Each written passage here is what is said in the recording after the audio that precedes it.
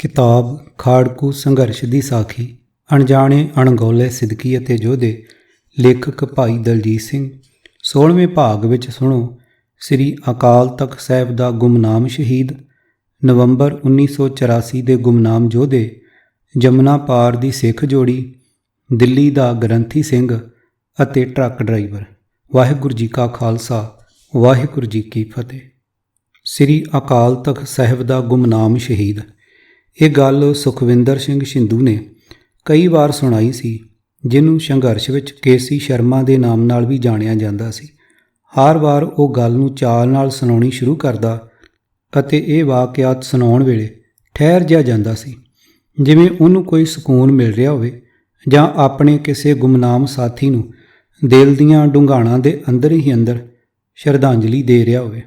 ਦਰਬਾਰ ਸਾਹਿਬ ਸ੍ਰੀ ਅੰਮ੍ਰਿਤਸਰ ਉੱਤੇ ਹਮਲੇ ਵਕਤ ਸੁਖਵਿੰਦਰ ਸਿੰਘ ਸ਼ਿੰਦੂ ਕੋਈ 20 ਕੁ ਵਰ੍ਹਿਆਂ ਦਾ ਸੀ। ਉਹ ਆਪਣਾ ਪਿੰਡ ਅਤੇ ਘਰ-ਬਾਰ ਛੱਡ ਕੇ ਸੰਤ ਜੀ ਕੋਲ ਆ ਗਿਆ। ਦਲੇਰੀ, ਚੁਸਤੀ ਅਤੇ ਜਾਂਬਾਜ਼ੀ ਵਿੱਚ ਉਹਦਾ ਕੋਈ ਸਾਨੀ ਨਹੀਂ ਸੀ। ਹਮਲੇ ਤੋਂ ਪਹਿਲਾਂ ਸੰਤ ਜੀ ਨੇ ਬਹੁਤ ਸਾਰੇ ਸਿੰਘਾਂ ਨੂੰ ਘਰ ਜਾਣ ਨੂੰ ਕਿਹਾ ਸੀ।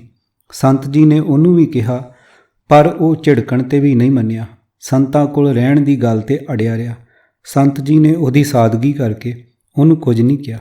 ਜੰਗ ਵੇਲੇ ਉਹ ਅਕਾਲ ਤਖਤ ਸਾਹਿਬ ਦੀ ਦੂਜੀ ਛੱਤ ਉੱਤੇ ਸੀ। ਉਹਦੇ ਕੋਲ SLR ਬੰਦੂਕ ਸੀ। ਸਾਰੀ ਲੜਾਈ ਲੜ ਕੇ ਉਹ 6 ਜੂਨ ਦੀ ਸਵੇਰ ਨੂੰ ਦਿੱਤੀ ਢਿੱਲ ਵੇਲੇ ਕਿਸੇ ਤਰ੍ਹਾਂ ਭੇਸ ਬਦਲ ਕੇ ਨਿਕਲ ਗਿਆ। ਅਕਾਲ ਤਖਤ ਸਾਹਿਬ ਉੱਤੇ ਸ਼ਿੰਦੂ ਦੇ ਨਾਲ ਹੀ ਇੱਕ ਹੋਰ ਉਹਦੇ ਵਰਗਾ ਟਹਿਕ ਦੇ ਚਿਹਰੇ ਵਾਲਾ ਅਲੜ ਨੌਜਵਾਨ ਸੀ। ਇਹ ਵੀ ਸੰਤਾਂ ਦੇ ਬਹੁਤ ਕਹਿਣ ਦੇ ਬਾਵਜੂਦ ਨਹੀਂ ਗਿਆ। ਸ਼ਿੰਦੂ ਤਾਂ ਗੋਲੀਬਾਰੀ ਵਿੱਚ ਪੂਰਨ ਸੀ, ਪਰ ਉਹ ਨੌਜਵਾਨ ਤਾਂ ਬੰਦੂਕ ਵੀ ਚਲਾਉਣਾ ਨਹੀਂ ਜਾਣਦਾ ਸੀ। ਇਹ ਨੌਜਵਾਨ ਉਸ ਮੰਜ਼ਲ 'ਤੇ ਸਿੰਘਾਂ ਨੂੰ ਗੋਲਾ ਬਰੂਦ ਅਤੇ ਲੰਗਰ ਪਾਣੀ ਪਹੁੰਚਾ ਕੇ ਸੇਵਾ ਕਰ ਰਿਹਾ ਸੀ। ਉਹਦੇ ਉੱਪਰ ਗੋਲੀਬਾਰੀ ਦਾ ਕੋਈ ਵੀ ਅਸਰ ਨਹੀਂ ਸੀ। ਉਹਦੇ ਚਿਹਰੇ 'ਤੇ ਅਜੀਬ ਮਿੱਠੀ ਮੁਸਕਾਨ ਅਤੇ ਬੇਪਰਵਾਹੀ ਸੀ। ਸ਼ਿੰਦੂ ਨੂੰ ਮੈਗਜ਼ੀਨ ਵਿੱਚ ਗੋਲੀਆਂ ਭਰ ਭਰ ਕੇ ਵੀ ਉਹੀ ਦਿੰਦਾ ਸੀ। ਜੰਗ ਤੇਜ਼ ਹੁੰਦੀ ਗਈ। ਗੋਲੀਬਾਰੀ ਮੀਂਹ ਵਾਂਗ ਵਧਣ ਲੱਗੀ। ਚਾਰੇ ਪਾਸੇ ਮੌਤ ਦਾ ਆਲਮ ਸੀ। ਗੋਲੀਆਂ ਦੀ ਆਵਾਜ਼ ਤੋਂ ਬਿਨਾਂ ਬਸ ਕਦੇ ਕਰਾਉਣ ਦੀਆਂ ਅਤੇ ਕਦੇ ਜੈਕਾਰਿਆਂ ਦੀਆਂ ਆਵਾਜ਼ਾਂ ਹੀ ਸੁਣਦੀਆਂ ਸਨ। ਸ਼ਿੰਦੂ ਜਦੋਂ ਵੀ ਗੱਲ ਸੁਣਾਉਂਦਾ ਸੀ, ਹਰ ਵਾਰ ਉਹਦੀਆਂ ਅੱਖਾਂ ਸਾਹਮਣੇ ਦਰਬਾਰ ਸਾਹਿਬ ਦੀ ਜੰਗ ਹੋ ਰਹੀ ਹੁੰਦੀ ਸੀ। ਸੁਣਦਿਆਂ ਸਾਨੂੰ ਵੀ ਪਤਾ ਨਹੀਂ ਲੱਗਦਾ ਸੀ ਕਿ ਕਦੋਂ ਅਸੀਂ ਵੀ ਜੰਗ ਦੇ ਵੇਖਣਹਾਰ ਬਣ ਜਾਂਦੇ ਸਾਂ। ਸ਼ਿੰਦੂ ਦੇ ਦੱਸਣ ਅਨੁਸਾਰ ਉਹ ਨੌਜਵਾਨ ਜਿੱਥੋਂ ਹੋ ਸਕਦਾ ਸੀ ਬਿਨਾਂ ਕਿਸੇ ਚਾਅ ਦੇ ਸਿੰਘਾਂ ਨੂੰ ਸਮਾਨ ਪਹੁੰਚਾ ਰਿਹਾ ਸੀ। ਉਹ ਜਦੋਂ ਵੀ ਸ਼ਿੰਦੂ ਕੋਲ ਆਉਂਦਾ ਤਾਂ ਆਪਣੇ ਨਾਲ ਇੱਕ ਨਿਰਭੈਤਾ ਅਤੇ ਬੇਪਰਵਾਹੀ ਦਾ ਆਲਮ ਲੈ ਆਉਂਦਾ ਸੀ। ਕਈ ਵਾਰ ਉਹ ਚੌਪਈ ਸਾਹਿਬ ਦਾ ਪਾਠ ਕਰ ਰਿਹਾ ਹੁੰਦਾ ਸੀ। ਉਹ ਲਗਾਤਾਰ ਜਾਪ ਕਰਦਾ ਰਹਿੰਦਾ ਸੀ। 5 ਜੂਨ ਦੀ ਰਾਤ ਤੱਕ ਲੜਨ ਵਾਲੇ ਸਿੰਘ ਬਹੁਤ ਥੋੜ੍ਹੇ ਜਿਹੇ ਰਹਿ ਗਏ ਸਨ। ਮੋਰਚਾ ਸਿਮਟਦਾ ਜਾ ਰਿਹਾ ਸੀ। ਹੁਣ ਉਹ ਨੌਜਵਾਨ ਨੂੰ ਬਹੁਤੇ ਥਾਂ ਜਾਣਾ ਨਹੀਂ ਪੈਂਦਾ ਸੀ। ਅਖੀਰ ਇਹੋ ਦੋਵੇਂ ਜਣੇ ਅਕਾਲ ਤਖਤ ਸਾਹਿਬ ਦੇ ਅਖੀਰਲੇ ਹਿੱਸੇ ਵਿੱਚ ਰਹਿ ਗਏ। 6 ਜੂਨ ਦੀ ਸਵੇਰੇ ਸ਼ਿੰਦੂ ਕਦੇ-ਕਦੇ ਕੋਈ ਗੋਲੀ ਚਲਾਉਂਦਾ ਸੀ ਅਤੇ ਉਹ ਸਿੰਘ ਕੰਧ ਨਾਲ ਢੋ ਲਾ ਕੇ ਬੈਠਾ ਹੋਇਆ ਸੀ। ਹੱਥਾਂ ਨਾਲ ਮੈਗਜ਼ੀਨ ਭਰਦਾ ਸੀ ਅਤੇ ਮੂੰਹ ਵਿੱਚ ਪਾਠ ਕਰੀ ਜਾਂਦਾ ਸੀ। ਕੁਝ ਚਿਰ ਬਾਅਦ ਸ਼ਿੰਦੂ ਨੂੰ ਲੱਗਿਆ ਕਿ ਆਸ-ਪਾਸ ਕੁਝ ਘਟ ਗਿਆ। ਉਹਨੇ ਸਿੰਘ ਵੱਲ ਨਜ਼ਰ ਮਾਰੀ ਤਾਂ ਉਵੇਂ ਦਾ ਉਵੇਂ ਬੈਠਾ ਸੀ, ਪਰ ਬਿਲਕੁਲ ਉਹਦੇ ਮੱਥੇ ਦੇ ਵਿਚਕਾਰ ਗੋਲੀ ਵੱਜ ਗਈ ਸੀ। ਮਸ਼ੀਨ ਗਨ ਦੀ ਕੋਈ ਗੋਲੀ ਸਾਹਮਣੇ ਕੰਧ ਦੇ ਸੰਗਮਰਮਰ ਤੋਂ ਟਕਰਾ ਕੇ ਉਹਦੇ ਵੱਜ ਗਈ ਅਤੇ ਉਹਦੇ ਪ੍ਰਾਣ ਬਿਨਾਂ ਕਿਸੇ ਆਵਾਜ਼ ਤੋਂ ਨਿਕਲ ਗਏ। ਸ਼ਿੰਦੂ ਜੰਗ ਦਾ ਆਲਮ ਭੁੱਲ ਕੇ ਕੁਝ ਪਲ ਉਹਦੇ ਨੂਰੀ ਚਿਹਰੇ ਨੂੰ ਤੱਕਦਾ ਰਿਹਾ। ਉਹਨੇ ਉਸ ਨੂੰ ਬਿਲਕੁਲ ਨਹੀਂ ਛੇੜਿਆ। ਹਰ ਵਾਰ ਸ਼ਿੰਦੂ ਇਹਨਾਂ ਪਲਾਂ 'ਤੇ ਆ ਕੇ ਬਿਲਕੁਲ ਉਵੇਂ ਤੱਕ ਰਿਹਾ ਹੁੰਦਾ ਸੀ ਜਿਵੇਂ ਉਹ ਸਿੰਘ ਅੱਜ ਵੀ ਉਹਦੀਆਂ ਅੱਖਾਂ ਸਾਹਮਣੇ ਸਮਾਧੀ ਲੀਨ ਬੈਠਾ ਹੋਵੇ। ਉਹਦਾ ਆਖਰੀ ਵੇਲੇ ਦਾ ਗੰਭੀਰ ਮੁਸਕਾਨ ਵਾਲਾ ਅੰਦਾਜ਼ ਸਦਾ ਲਈ ਸ਼ਿੰਦੂ ਦੇ ਚੇਤੇ ਵਿੱਚ ਵਸ ਗਿਆ। ਸ਼ਿੰਦੂ ਨੂੰ ਪਤਾ ਨਹੀਂ ਸੀ ਉਹ ਕੌਣ ਸੀ। ਬਸ ਉਹ ਇਹੀ ਦੱਸ ਸਕਦਾ ਸੀ ਕਿ ਉਹਦਾ ਕੱਦ ਮਧਰਾ, ਰੰਗ ਗੋਰਾ ਅਤੇ ਸਰੀਰ ਛਾਂਟਵਾਂ ਸੀ। ਉਹਨੇ ਨੀਲੇ ਰੰਗ ਦਾ ਚੋਲਾ ਪਾਇਆ ਹੋਇਆ ਸੀ। ਉਹਦੀ ਬੋਲੀ ਤੋਂ ਉਹ ਸ਼ਹਿਰੀ ਖਾਨਦਾਨ ਦਾ ਲੱਗਦਾ ਸੀ, ਸ਼ਾਇਦ ਬੰਬਈ ਜਾਂ ਕਿਸੇ ਹੋਰ ਸ਼ਹਿਰ ਦਾ ਜੰਮਪਲ ਹੋਵੇ। ਜਿਸ ਨੇ ਵੀ ਸ਼ਿੰਦੂ ਤੋਂ ਇਸ ਗੁਮਨਾਮ ਨੌਜਵਾਨ ਦੀ ਕਥਾ ਸੁਣੀ, ਉਹਦੇ ਚੇਤੇ ਵਿੱਚ ਵੀ ਉਹਦੀ ਆਖਰੀ ਸਮਾਧੀ ਦਾ ਨੂਰੀ ਚਿਹਰਾ ਵਸ ਗਿਆ। ਇਹੋ ਜਿਹੇ ਸੁੱਚੀਆਂ ਰੂਹਾਂ ਵਾਲੇ ਲੋਕ ਹੀ ਸੰਘਰਸ਼ਾਂ ਦੀ ਜਾਨ ਹੁੰਦੇ ਹਨ। ਉਹਨਾਂ ਦੀ ਸਾਦਗੀ, ਸਿਮਰਨ ਵਾਲੀ ਪਵਿੱਤਰਤਾ ਸਦਾ ਸਾਡੇ ਨਾਲ ਰਹਿੰਦੀ ਹੈ। ਭਾਵੇਂ ਅਸੀਂ ਉਹਨਾਂ ਨੂੰ ਭੁੱਲ ਜਾਂਦੇ ਹਾਂ, ਉਹਨਾਂ ਦਾ ਹਿੱਸਾ ਨਾ ਕਰਕੇ ਨਹੀਂ, ਸਗੋਂ ਆਪਣੇ ਜੀਵਨ ਅਮਲ ਕਰਕੇ ਹੁੰਦਾ ਹੈ। ਸ਼ਿੰਦੂ ਉੱਤੇ ਉਹ ਸਿੰਘ ਦੀ ਸ਼ਹਾਦਤ ਦਾ ਇੰਨਾ ਅਸਰ ਸੀ ਕਿ ਉਹਨੇ ਕਈ ਵਾਰ ਕਿਹਾ ਕਿ ਬੰਬਈ ਜਾ ਕੇ ਪਤਾ ਕਰੀਏ, ਉਹਦੇ ਪਰਿਵਾਰ ਨੂੰ ਦੱਸੀਏ ਕਿ ਉਹਨਾਂ ਦਾ ਸਿੰਘ ਇੰਨੀ ਮਹਾਨ ਸੇਵਾ ਕਰਦਾ ਹੋਇਆ ਅਕਾਲ ਤਖਤ ਸਾਹਿਬ 'ਤੇ ਸ਼ਹਾਦਤ ਪ੍ਰਾਪਤ ਕਰ ਗਿਆ। ਮੈਂ ਸੁਖਵਿੰਦਰ ਸਿੰਘ ਨੂੰ ਉਦੋਂ ਵੀ ਕਿਹਾ ਸੀ ਕਿ ਉਹ ਸ਼ਹੀਦ ਸਿੰਘ ਸੀ, ਇਹਨਾਂ ਨੂੰ ਨਾਂ ਦੇ ਦੇਣ ਨਾਲ ਕੀ ਪ੍ਰਾਪਤ ਹੋਏਗਾ। ਇਹ ਜ਼ਿਆਦਾਤਰ ਗੁਮਨਾਮ ਹੀ ਹੁੰਦੇ ਹਨ। ਸ਼ਹੀਦਾਂ ਵਿੱਚੋਂ ਬਹੁਤ ਥੋੜ੍ਹੇ ਹੀ ਨਾਮ ਧਾਰਨ ਕਰਦੇ ਹਨ। ਸ਼ਿੰਦੂ ਦੀ ਸ਼ਹਾਦਤ ਤੋਂ ਕੁਝ ਦਿਨ ਪਹਿਲਾਂ ਇੱਕ ਰਾਤ ਚੰਡੀਗੜ੍ਹ ਵਿੱਚ ਕਿਸੇ ਠਹਿਰ ਉੱਤੇ ਮਿਲੇ ਤਾਂ ਸੌਣ ਵੇਲੇ ਸ਼ਿੰਦੂ ਕਹਿਣ ਲੱਗਾ, ਯਾਰ ਉਹ ਸਿੰਘ ਸਾਡੇ ਨਾਲੋਂ ਬਹੁਤ ਉੱਚਾ ਅਤੇ ਅਗਾਂਹ ਸਥਾਪਿਤ ਹੈ। ਮੈਨੂੰ ਕੋਈ ਚਿੰਤਾ ਨਹੀਂ ਉਹਦੀ ਗੁਮਨਾਮੀ ਬਾਰੇ। ਉਸੇ ਮਹੀਨੇ ਹੀ ਸ਼ਿੰਦੂ ਚੰਡੀਗੜ੍ਹ ਵਿੱਚ ਸ਼ਹਾਦਤ ਪਾ ਗਿਆ। ਸ਼ਿੰਦੂ ਤੋਂ ਬਾਅਦ ਜਦੋਂ ਵੀ ਮੈਨੂੰ ਉਹ ਸਿੰਘ ਦਾ ਚੇਤਾ ਆਇਆ ਤਾਂ ਉਹ ਆਲਮ ਵਿੱਚ ਸ਼ਿੰਦੂ ਵੀ ਹਾਜ਼ਰ ਹੁੰਦਾ ਸੀ। ਮੈਨੂੰ ਜਦੋਂ ਵੀ ਸੰਘਰਸ਼ ਦੇ ਇਹਨਾਂ ਗੁਮਨਾਮ ਸ਼ਹੀਦਾਂ ਦਾ ਚੇਤਾ ਆਇਆ ਤਾਂ ਕੰਨਾਂ ਵਿੱਚ ਅਰਦਾਸ ਦੇ ਇਹੋ ਬੋਲ ਗੂੰਜਦੇ ਹਨ ਕਿ ਜਿਨ੍ਹਾਂ ਸਿੰਘਾਂ ਸਿੰਘਣੀਆਂ ਨੇ। ਅਰਦਾਸ ਵਿੱਚ ਸ਼ਹੀਦਾਂ ਦੀ ਯਾਦ ਵਾਲੀ ਵਿਡੱਤਣ ਉਹਨਾਂ ਗੁਮਨਾਮ ਸਿੰਘਾਂ ਦੀ ਹੀ ਹੈ।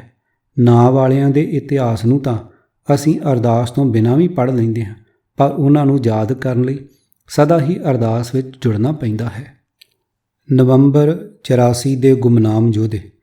ਜੰਗ ਦੇ ਦੌਰਾਨ ਪੰਜਾਬ ਤੋਂ ਬਾਹਰ ਭਾਰਤ ਦੇ ਹੋਰ ਸੂਬਿਆਂ ਵਿੱਚ ਵਸਦੇ ਸਿੱਖਾਂ ਨੂੰ ਡਾਢੇ ਨੁਕਸਾਨ ਝੱਲਣੇ ਪਏ ਅਤੇ ਵੱਡੀ ਗਿਣਤੀ ਵਿੱਚ ਜਾਨੀ ਨੁਕਸਾਨ ਵੀ ਹੋਇਆ।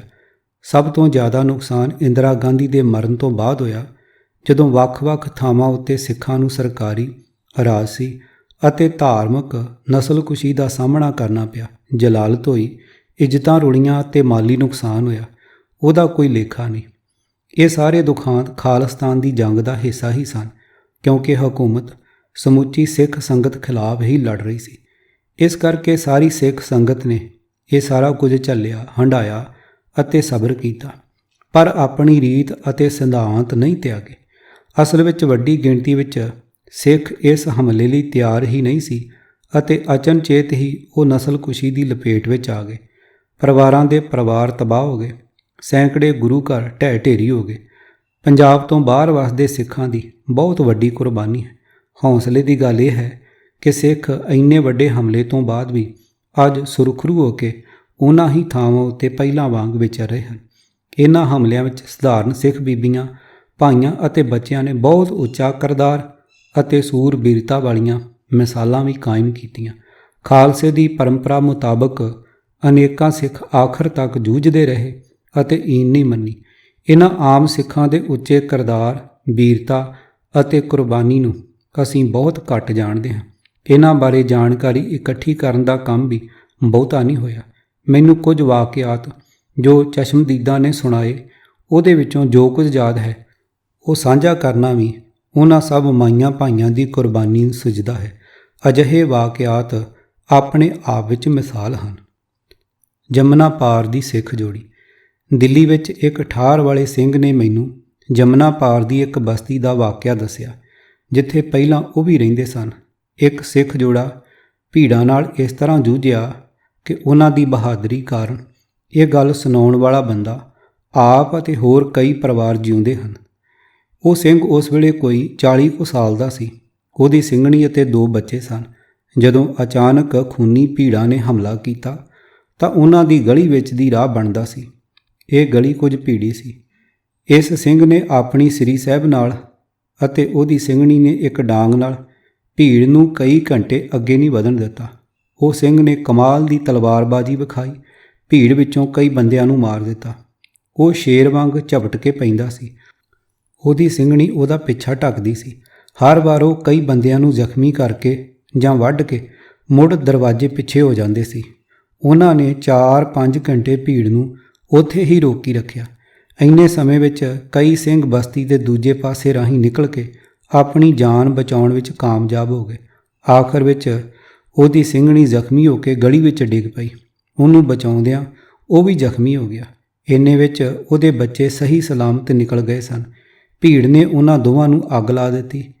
ਇਹ ਸਿੱਖ ਜੋੜੀ ਨੂੰ ਅਜਿਹੀ ਸੂਰਬੀਰਤਾ ਅਤੇ ਰਣਨੀਤਕ ਸੂਝ ਦਾਤ ਵਜੋਂ ਹੀ ਪ੍ਰਾਪਤ ਹੋਈ। ਦਿੱਲੀ ਦਾ ਗ੍ਰੰਥੀ ਸਿੰਘ। ਬਰਨਾਲੇ ਦੇ ਇੱਕ ਪਿੰਡ ਕੋਲ ਕੁਝ ਸਿੰਘ ਮੈਨੂੰ ਕਿਸੇ ਨੂੰ ਮਿਲਾਉਣ ਲੈ ਗਏ। ਉਹ ਬੰਦਾ ਕਿਸੇ ਗੁਰਦੁਆਰੇ ਵਿੱਚ ਗ੍ਰੰਥੀ ਦੀ ਸੇਵਾ ਕਰਦਾ ਸੀ। ਉਹਨਾਂ ਦੇ ਕਹਿਣ ਮੁਤਾਬਕ ਇਹ ਸਿੰਘ ਦਿੱਲੀ ਦੇ ਨੇੜੇ ਇੱਕ ਕਸਬੇ ਦੇ ਗੁਰੂ ਘਰ ਵਿੱਚ ਗ੍ਰੰਥੀ ਦੀ ਸੇਵਾ ਕਰਦਾ ਸੀ। ਜਦੋਂ ਭੀੜਾਂ ਨੇ ਹਮਲਾ ਕੀਤਾ ਉਦੋਂ ਰਾਤ ਦਾ ਸਮਾਂ ਸੀ। ਇਹ ਸਿੰਘ ਨੇ ਹਮਲੇ ਦੌਰਾਨ ਸ੍ਰੀ ਗੁਰੂ ਗ੍ਰੰਥ ਸਾਹਿਬ ਜੀ ਦੇ ਸਰੂਪ ਨੂੰ ਇਕੱਲਿਆਂ ਸਿਰ ਉੱਤੇ ਰੱਖਿਆ ਅਤੇ ਹੱਥ ਵਿੱਚ ਨੰਗੀ ਕਿਰਪਾਨ ਲੈ ਕੇ ਨਿਕਲ ਤੁਰਿਆ। ਜਿਸ ਨੇ ਰੋਕਣ ਦੀ ਕੋਸ਼ਿਸ਼ ਕੀਤੀ ਤਾਂ ਹਮਲਾ ਕਰ ਦਿੱਤਾ। ਉਹ ਕਾਫੀ ਰਾਤ ਤੁਰ ਕੇ ਕਿਸੇ ਪਿੰਡ ਦੇ ਗੁਰੂ ਘਰ ਵਿੱਚ ਪਹੁੰਚਿਆ ਅਤੇ ਸ੍ਰੀ ਗੁਰੂ ਗ੍ਰੰਥ ਸਾਹਿਬ ਜੀ ਦਾ ਸਰੂਪ ਉੱਥੇ ਸਥਾਪਿਤ ਕੀਤਾ। ਜਦੋਂ ਮੈਂ ਇਹ ਸਿੰਘ ਨੂੰ ਮਿਲਿਆ ਉਦੋਂ ਉਹ 50 ਕੁ ਸਾਲ ਦਾ ਸੀ। ਛੋਟੇ ਜਿਹੇ ਕੱਦ ਅਤੇ ਦਰਮਿਆਨੇ ਸਰੀਰ ਨੂੰ ਦੇਖਣ ਤੋਂ ਬਿਲਕੁਲ ਨਹੀਂ ਲੱਗਦਾ ਸੀ ਕਿ ਉਹ ਐਡਾ ਵੱਡਾ ਕੰਮ ਕਰ ਸਕਦਾ ਹੈ। ਉਹਨੇ ਜੋ ਵਾਰਤਾ ਸੁਣਾਈ ਉਹਦੇ ਵਿੱਚ ਬਾਕੀ ਸਭ ਕੁਝ ਦੇ ਨਾਲ ਇਹ ਵੀ ਸ਼ਾਮਲ ਸੀ ਕਿ 5 ਸਿੰਘਾਂ ਦੀ ਮਰਜ਼ਾਦਾ ਦਾ ਪਾਲਣ ਨਹੀਂ ਹੋ ਸਕਿਆ। Truck driver. ਬਠਿੰਡੇ ਕੋਲ ਸਾਨੂੰ ਇੱਕ ਟਰੱਕ ਚਲਾਉਣ ਵਾਲਾ ਮਿਲਦਾ ਹੁੰਦਾ ਸੀ। ਇੰਦਰਾ ਗਾਂਧੀ ਦੇ ਮਰਨ ਵੇਲੇ ਉਹ ਯੂਪੀ ਵਿੱਚ ਸੀ। ਲੋਕਾਂ ਨੇ ਉਹਦੇ ਟਰੱਕ ਨੂੰ ਘੇਰ ਲਿਆ। ਉਹਦਾ ਸਾਥੀ ਥੱਲੇ ਉਤਰਿਆ ਤਾਂ ਭੀੜ ਉਸ 'ਤੇ ਟੁੱਟ ਪਈ। ਉਹਨੇ ਸਮਝ ਲਿਆ ਕਿ ਹੁਣ ਆਖਰੀ ਵੇਲਾ ਹੈ, ਜੋ ਹੋ ਸਕਦਾ ਹੈ ਉਹ ਕਰਨਾ ਚਾਹੀਦਾ ਹੈ। ਉਹਨੇ ਟਰੱਕ ਨੂੰ ਸਾਰੇ ਜ਼ੋਰ ਨਾਲ ਭੀੜ ਉੱਤੇ ਚੜ੍ਹਾ ਦਿੱਤਾ। ਕਈ ਬੰਦੇ ਦਰੜੇ ਗਏ। ਇੱਕ ਵਾਰ ਭੀੜ ਖਿੰਡ ਗਈ। ਛੇਤੀ ਫੇਰ ਭੀੜ ਇਕੱਠੀ ਹੋਈ ਤਾਂ ਇਸ ਨੇ ਫੇਰ ਟਰੱਕ ਨਾਲ ਭੀੜ ਵਿੱਚ ਭਗਦੜ ਮਚਾ ਦਿੱਤੀ। ਉਹਨੇ ਵਾਰ-ਵਾਰ ਟਰੱਕ ਬੰਦਿਆਂ ਉੱਤੇ ਚਾੜ੍ਹਿਆ। ਕੁਝ ਬੰਦੇ ਤਾਕੀ ਥਾਣੀ ਵੜਨ ਲੱਗੇ ਤਾਂ ਇਹਨੇ ਕਿਰਚ ਨਾਲ ਉਹਨਾਂ ਨੂੰ ਥੱਲੇ ਲਾਹ ਮਾਰਿਆ। ਇਸ ਤਰ੍ਹਾਂ ਉੱਥੇ ਕਈ ਬੰਦੇ ਮਰ ਗਏ। ਇਹਦਾ ਸਾਥੀ ਵੀ ਉੱਥੇ ਮਾਰਿਆ ਗਿਆ। ਫਿਰ ਇਹ ਟਰੱਕ ਉੱਥੋਂ ਕੱਢ ਕੇ ਚੱਲ ਪਿਆ, ਪਰ ਰਾਹ ਵਿੱਚ ਟਰੱਕ ਕਈ ਥਾਈਂ ਛੋਟੀਆਂ-ਛੋਟੀਆਂ ਭੀੜਾਂ ਉੱਤੇ ਚੜਾਇਆ। ਉਹ ਸ਼ਹਿਰ ਤੋਂ ਬਾਹਰ ਨਿਕਲ ਆਇਆ ਅਤੇ ਰਾਤ ਪੈ ਗਈ। ਕਾਫੀ ਦੂਰ ਜਾਣ ਉੱਤੇ ਇਹਨੇ ਟਰੱਕ ਛੱਡ ਦਿੱਤਾ ਅਤੇ ਆਪਣਾ ਭੇਸ ਬਦਲ ਕੇ ਕਿਸੇ ਨਾ ਕਿਸੇ ਤਰੀਕੇ ਉਸ ਹਾਲਤ ਵਿੱਚੋਂ ਬਾਹਰ ਨਿਕਲ ਗਿਆ। ਕਿਤਾਬ ਖਾੜਕੂ ਸੰਘਰਸ਼ ਦੀ ਸਾਖੀ, ਅਣਜਾਣੇ ਅਣਗੌਲੇ ਸਿਦਕੀ ਅਤੇ ਯੋਧੇ। ਲੇਖਕ ਭਾਈ ਦਲਜੀਤ ਸਿੰਘ। ਭਾਗ 16ਵਾਂ। ਆਵਾਜ਼ ਭਾਈ ਗੁਰਜੰਟ ਸਿੰਘ ਰੂਪੋਵਾਲੀ। ਵਾਹਿਗੁਰੂ ਜੀ ਕਾ ਖਾਲਸਾ, ਵਾਹਿਗੁਰੂ ਜੀ ਕੀ ਫਤਿਹ।